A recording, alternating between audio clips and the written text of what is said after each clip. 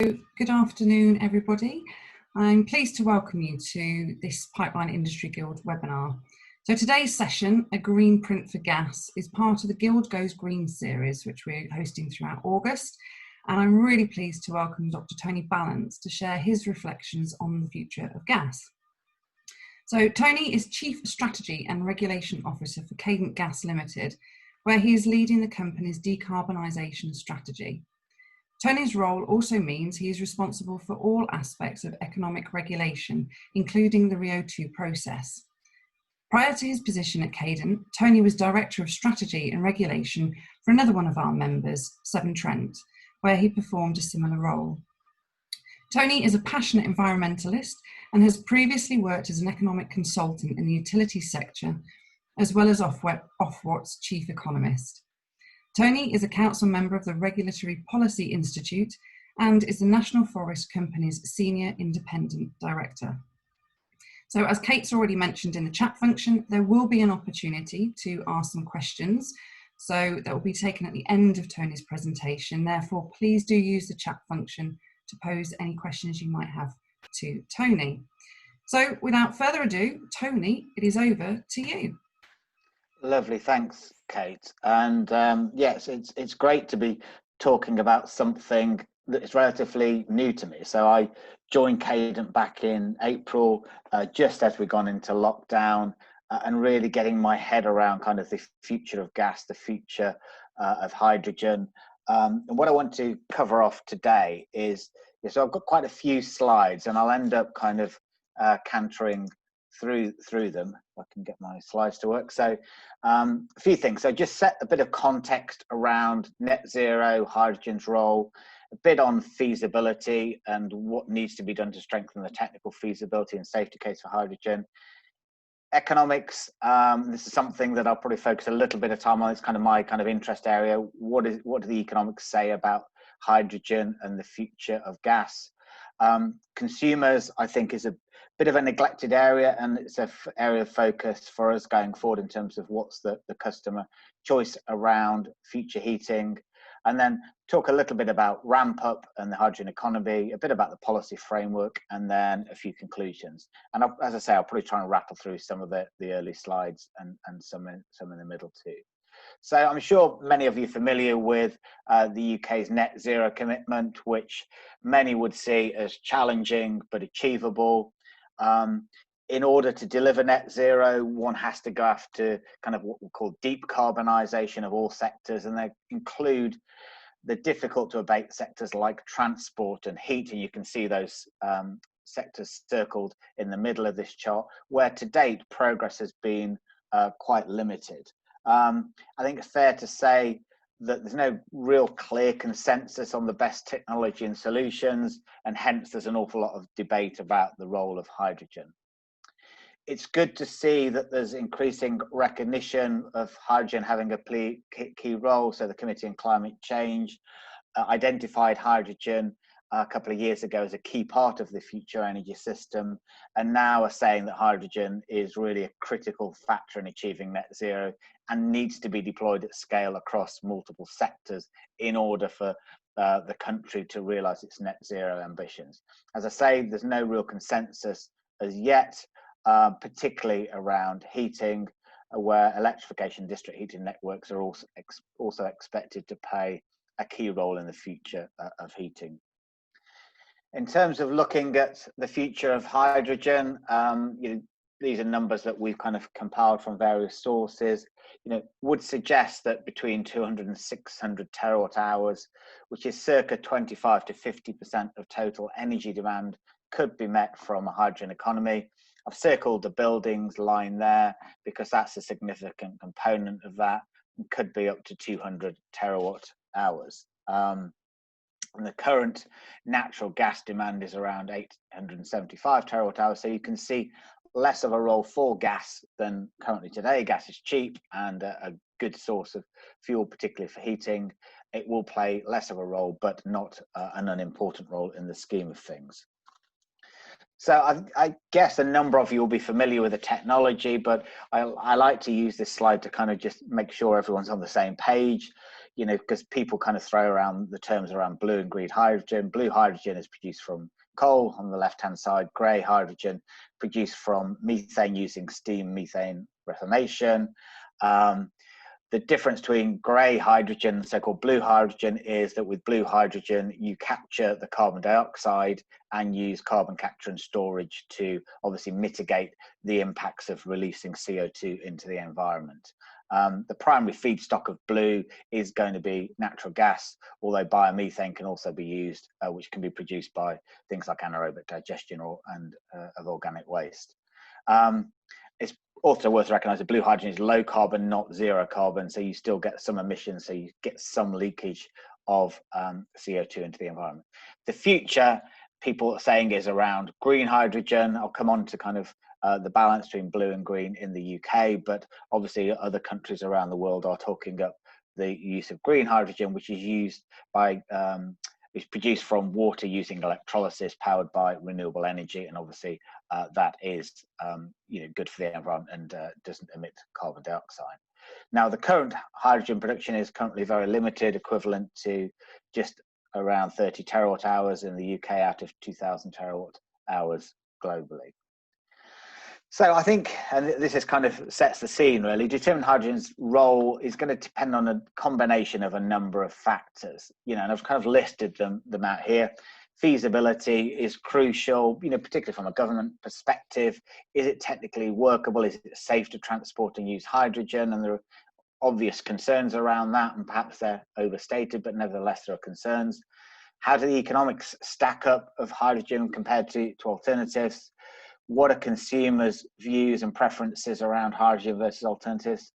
And then I think we also need to consider how the hydrogen economy could ramp up and the regulatory and policy change that's required to enable it to happen. And hence there's two themes there around ramp up and the policy framework that I'm going to explore in the coming slides.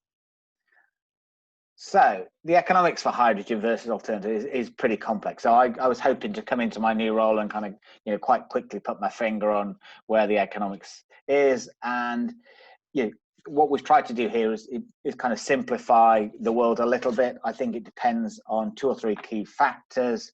On the production side, what will it cost to ramp up hydrogen production, both blue and green, versus renewable power generation, and there's a comparator to be made there. Next element is around networks. What will it cost to convert and maintain or decommission existing gas networks versus, and this is critical and I'll come on to it, but how much electricity grid reinforcement is needed and what will that cost, particularly in an 100% electrified solution. And then lastly, kind of consumers and what are the relative costs of switching to hydrogen boilers and appliances versus switching to heat pumps or hybrid systems in a more of an electrified scenario. So there's a few things, I won't go through this in any more detail to go through over the course of the next slides, and there's probably also broader energy system implications around ensuring that we've got resilience in the supply network going forward. So a future energy system is likely, I think now the work seems to say it, that it's going to incorporate both hydrogen and heat pumps, and that's likely to have the lowest whole life system cost. There's a number of kind of economic studies, most notably ones by Navigant in Imperial, that come out with, you know, with similar results. We've put the Navigant results here on the bar chart on the right hand side that compare the kind of annual systems costs between an electrified scenario and a more balanced scenario, which includes hydrogen. And you can see that the one with hydrogen in it comes out lower, to the tune of £13 billion a year. Going back to my previous points, what's driving that is lower equipment costs, so the lower costs of switching to hydrogen boilers rather than heat pumps everywhere, and the lower infrastructure costs in terms of electrifying the network and expanding the distribution system. You know, and it's important that, you know, to say that, you know, Imperial concluded that a balanced scenario would be 4 billion cheaper. Obviously, this one shows 13 billion, but they're coming out with similar results. Now, what's interesting in all of this is that while they're very, very big numbers, of course, changes to key variables could change that balance. Hence, my desire to look at well, what are those underpinning variables? And that's what I'm going to have a quick look at now. So the first one of those that is going to be key is what's the cost of hydrogen going forward. And suffice to say, both green and blue hydrogen are expected to be cheaper than natural gas by 2035, if not sooner. And ultimately, green hydrogen and blue hydrogen could be cheaper than offshore wind. Now, ultimately, it's not just down to a straight race between offshore wind and the cost of hydrogen, because obviously you've got to factor in those other costs of the network that you could have higher priced hydrogen than offshore wind, but also you've got lower costs of running the network. Just to explain the chart, you've got the natural gas line, which is going upwards, which is when you reflect the carbon cost over the course of time and the carbon price. Gas goes from being very cheap to quite expensive in terms of pounds per megawatt hour, goes over £100.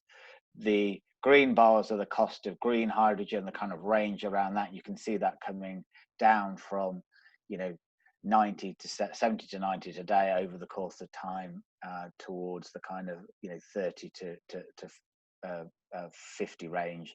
And equally, blue has got a price competitive range there. Blue is not going to come down so much because it's heavily dependent on the cost of natural gas, and that's expected to range in that kind of 30 to 60 pounds per megawatt hour, and little potential to really kind of reduce the costs there.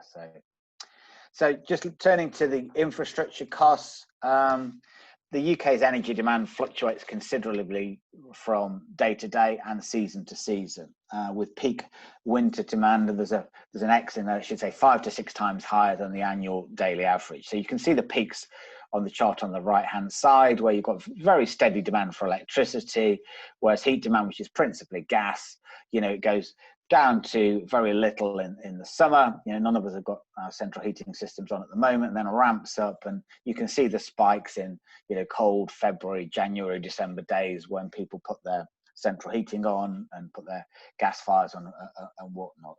Now, while improvements in home insulation are going to help reduce the fluctuations, they by no means will eradicate them.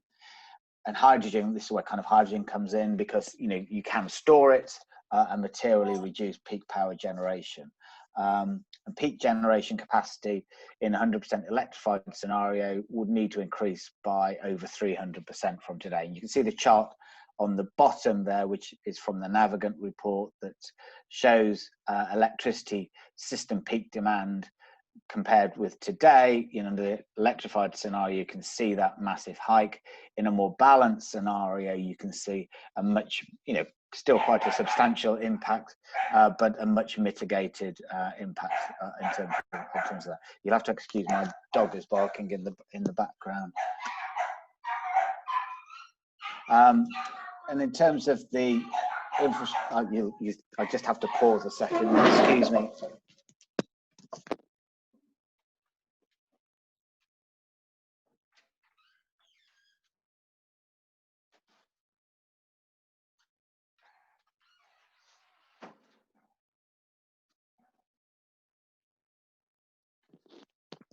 So sorry about that. That's the problem with working from home. And the infrastructure costs in the electrification scenario, as I mentioned, are also more sensitive, pretty significant, but also more sensitive to the underlying assumptions. Some of the stuff that Imperial College showed, that if you remove all demand side responses and storage, you increase the system cost by roughly £6.5 billion in the 100% electrified scenario, whereas in the more balanced scenario it only goes up by around 3 billion. Conscious of time, I'll kind of try and push on a little bit. So for many houses, the upfront cost of switching to hydrogen is an awful lot cheaper than the alternative. And this chart here shows the cost of switching to a hydrogen boiler. Hydrogen is at least £2,000 cheaper than the hybrid solution. So a hybrid system is one where you've got your heat pump, but you also have a backup supply with your gas for those peaks.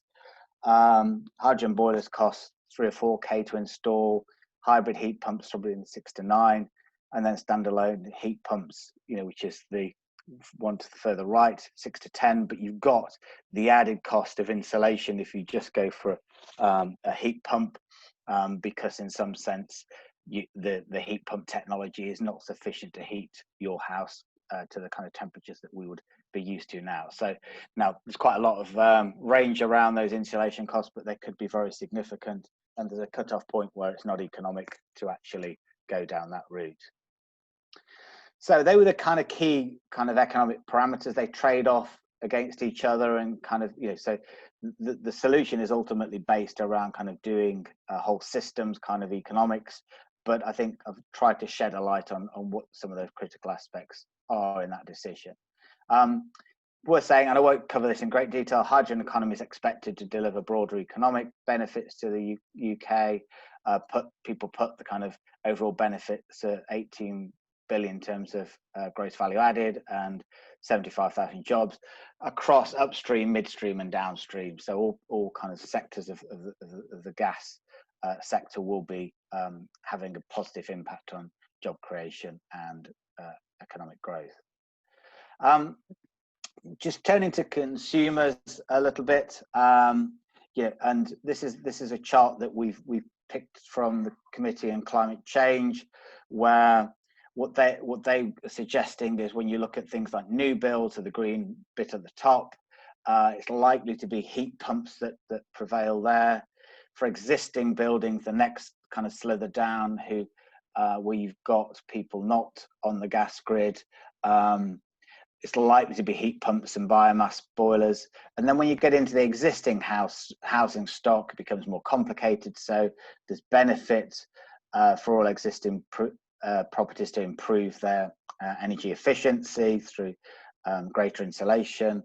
There'll be some use of low carbon heat networks, so that yellow slither for existing buildings on the gas grid in really dense urban areas where it's economic to install heat networks. Some biomethane, that blue slither, and then that vast bulk of properties there for existing buildings on the gas grid network where heat networks aren't really viable, and that's where hydrogen and heat pumps, including hybrid solutions, are going to be, we believe, the dominant solution.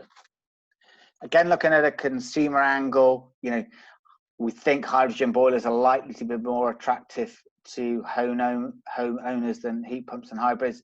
We've done a bit of a kind of a ranking here. So if you look at hydrogen across kind of two key factors, disruption and user experience, it's going to be low disruption. You can install a new hydrogen boiler as and when you replace your existing boiler over the course of the next 10, 15, 20 years. And the user experience is going to be similar to what you've got today, so there's not going to be a change there. You look at heat pumps, high levels of disruption because you've got to install something new, potentially replacing radiators, lots of upgrading of insulation, which could be quite invasive.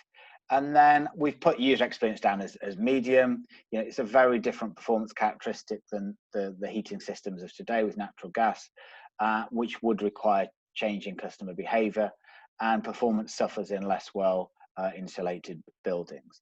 The hybrid, you know, medium for disruption, because of less disruption than under the heat pumps, more than under simply having a hydrogen boiler. You have to have a hybrid heat pump installed, and probably a high user experience because you've got the kind of ongoing heating of your house provided by your heat pump, and obviously your hydrogen boiler kicks in when you need greater heat.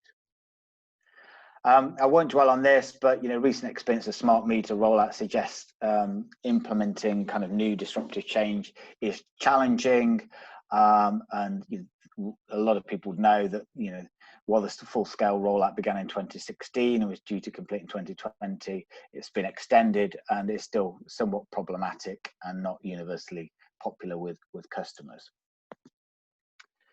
So again, I won't dwell on this slide. It's worth noting, I think, that while the cost of heating is going to go up, then net there should be a lower overall energy bills for people.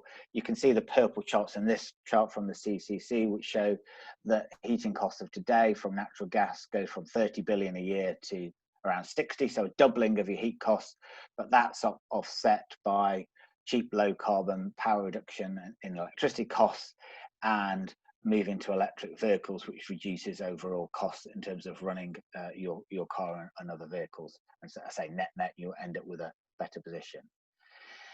The hydrogen economy is going to take some time to get going. It's likely to occur over 3 kind of stylized phases, if you like.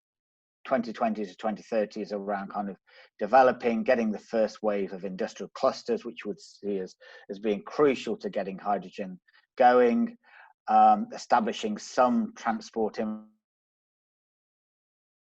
infrastructure, etc., all the way through to the right-hand side, where you've got a maturing hydrogen economy, where you're moving to 100% hydrogen in selected regions, mature hydrogen transport systems, and a lot of scale in the production of hydrogen at that point in time. I mentioned this at the start in terms of blue versus green. The expectation is that by 2050, you will see green hydrogen featuring, but the bulk of hydrogen will be blue, will still be blue hydrogen at that point in time. And it's probably worth kind of mentioning policy, as I said at the start. We're expecting a number of upcoming government announcements, which will really start to put some shape into the UK's hydrogen strategy. We're expecting an energy white paper in the autumn. In the spring, we're expecting a UK hydrogen strategy, a review of net zero at that point by Treasury in terms of their final report. And obviously we've got things like on the bottom of the chart, you know, an autumn budget, and by the end of this year, we're expecting a bit of a heat policy roadmap, and obviously we've got the RIIO-T final determinations. I think in terms of policy and regulatory mechanisms, there's a need for developing this space to deliver the strategy. I've broken this down by upstream, midstream, downstream. On the upstream side, I think what's going to be crucial is getting some certainty in terms of returns for people who are going to invest in hydrogen production. And that will require something like a contract for difference or a RAB-based model. Frontier Economics have recently published a report for BEIS that is talking about the use of contract for differences. And that will obviously help get that market going. In terms of midstream, we've got to get the RIIO GD2 settlements really to enable the gas distribution networks to start making the transfer onto hydrogen ready networks. There's a lot of work going on about green recovery with Ofgem, which is going in the right direction of trying to incentivize companies to bring forward green investment. And there are technical things like updating codes, getting licenses and all of those things. And on the downstream, there's probably going to be a need to stimulate and support end user demand for hydrogen, potentially things like low carbon obligations to do that, but critically things like mandating hydrogen ready boilers by 2025, which means you've got the flexibility to run on 100% hydrogen eventually, 100% gas for now, or blends of the thing, so you don't have to keep chopping and changing your boiler. I think one critical thing is regional planning, and the current situation is, I think quite a lot of thought is going into the kind of top line in terms of national strategy, but inevitably there's going to be a need for, at a local area, ensuring that there are plans in place and mechanisms for delivering net zero. A few key questions really I've listed at the bottom left hand of this chart. How much flexibility should local planners have? How do the GDNs and the DNOs really engage in the process? What is their role in the process? What's the choice that customers have? Are you able to choose the technology you want? Is that the right thing, or should it be more planned out? Who's going to be held accountable for delivery and how? And is a new heat planning and delivery body of some sorts required? And there's a number of publications calling for kind of national planning bodies of sorts to kind of take the lead on these things. In terms of the latest thinking, you've got people like Energy Systems Catapult talking about the criteria for establishing good local area energy plans, things like having robust technical evidence, etc. The Gas Goes Green initiative, which we're part of with the Energy Networks Association, we've come up with the idea of having a low carbon obligation. And then lastly, Cadent ourselves, we're proactively engaging with a number of regional and mayoral authorities. We've done quite a bit of work in Greater Manchester with Electricity Northwest, where we've come up with a plan for Manchester for their net zero commitment by 2038, which has the mix of electrification through heat pumps, but also quite a lot of hydrogen in certain parts of Greater Manchester as the energy solution. So just to wrap up quickly, I think in my time at Cadent, here's a few kind of conclusions and reflections. I think I would say hydrogen is almost certain to play an important role in delivering net zero. There's quite a bit of work that's needed to determine the exact scale and scope, but I think we can now rule out 100% hydrogen or 100% electrification. It's a kind of what's the balance in between.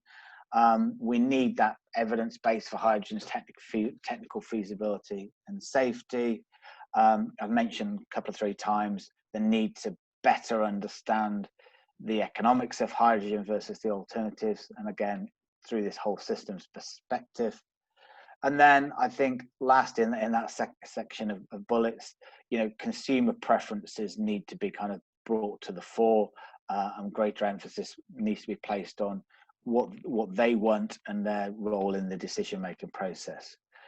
And then over the next 5-10 years, government strategy is going to need to maintain optionality. So I think at this point in time, you don't go left or right. You don't kind of make binary choices around what the future is. You need to keep the options open, allow low carbon solutions to come about, and accelerate the implementation of no and low GRES moves. For example, things like mandating hydrogen ready boilers I've mentioned, developing industrial clusters, incentivizing production, improving building insulation, and probably rolling out heat pumps in off-grid properties. And then in order to deliver all of that, I think we're going to need to see the policy and regulatory framework evolve, provide certainty for the production of hydrogen by enabling returns and reasonable returns to be made, and then allocating costs fairly among consumers along the hydrogen value chain. So I'll stop at that point. It was a bit of a rapid kind of tour through quite a lot of issues, but I hope you've got a sense of where we're coming from at Cadent in terms of how we see hydrogen as an important energy vector in the net zero.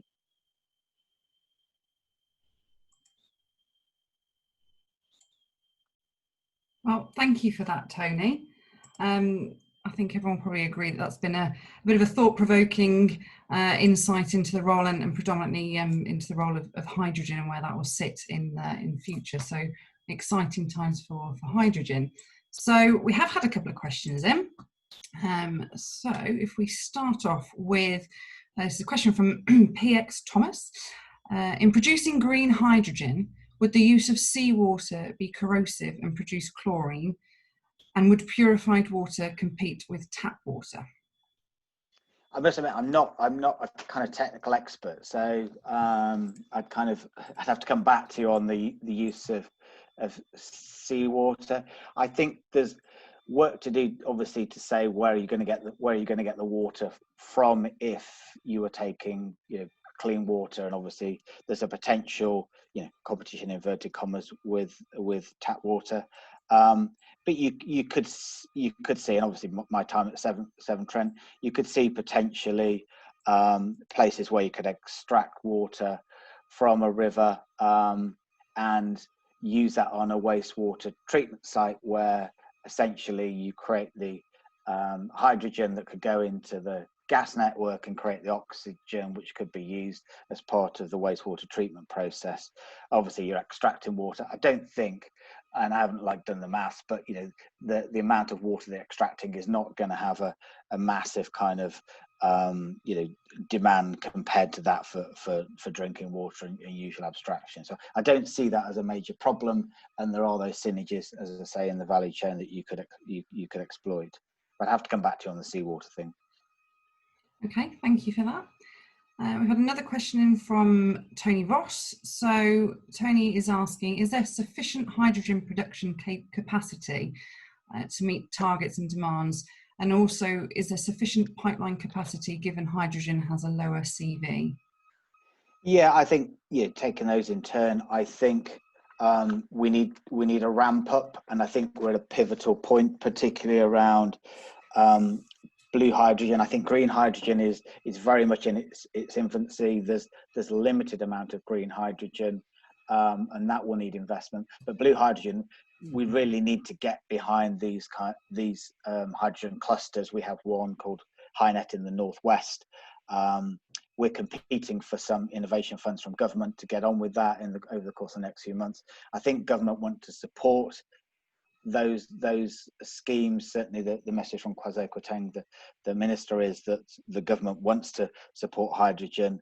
But yeah, it needs to scale up, and that needs to happen over the course of the next few years and continue over the course of time. So we're some way from that, and a lot of work needs to be done there. In terms of the network, I mean, as I said, as I showed, we would use a lot. The demand for gas is going to be less. Obviously, hydrogen has less energy in it than methane.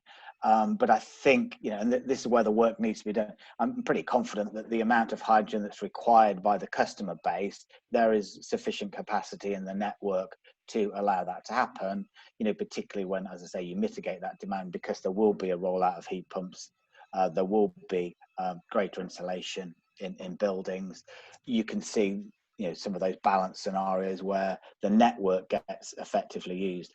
I would probably say that there's more concern that we take decisions today now, which means that we could end up with stranded bits of the network whereby we roll out heat pumps or whatever too much, and there isn't enough demand on the network for hydrogen, rather than there's too much demand. Okay, thank you for that. So we've got time for just a couple more. So Anisha's asked, do you think that hydrogen would be an asset, given the fact that harnessing of it is a bit scratchy? Is it an asset? Yeah, but it's like a lot of things. There's more uncertainty, therefore more risk around it than other things. So hence, there needs to be some stimulation of the market for it, without which, will investors want to kind of take a gamble on these things, because it has more risk than, say, heat pumps, which has, a proven technology, can be rolled out now. It's not without its problems, which I've kind of articulated in the presentation. So I think that's why there needs to be support mechanisms in place to get that hydrogen economy going. Without that, the risks and rewards might be too great to encourage investment in that space. Okay, we've had another question from William. So you mentioned electric vehicles as part of the overall approach to net zero. Do you include home charging points for all your new homes as part of the legislation going forward? I don't know. I'm not an EV expert, but so again, I kind of bow to other people's technical knowledge. I mean, yes, I think people would say that you're going to need quite a lot of electrification points in the home, but clearly there's a lot of folk who don't live in properties where you can park the car and have a home charging point. So there's going to be a need for quite a lot of home charging, but also quite a lot of charging elsewhere in the network, in order that people can charge their car elsewhere, either at the workplace or public places or garages or what have you. So I think there's again, like all these things, there's quite a bit of work to do to decide exactly where you end up with that, as part of that kind of whole systems thinking analysis that needs to be done to work out the correct solution. Okay, thank you for that. We'll just do one more. So from Kevin, what effect does introducing hydrogen to the existing gas networks have on physical trunk pipelines and distribution systems? Well, I think the work that's ongoing and continues to be ongoing is that the safety case is emerging. We've been running at Keele University a test there, putting hydrogen and blending it to 20%, and the results from that are coming back that there's no kind of damaging effect on the network, and it's safe to use. So again, there are people who are more technically qualified to say, does it corrode the network in a different way?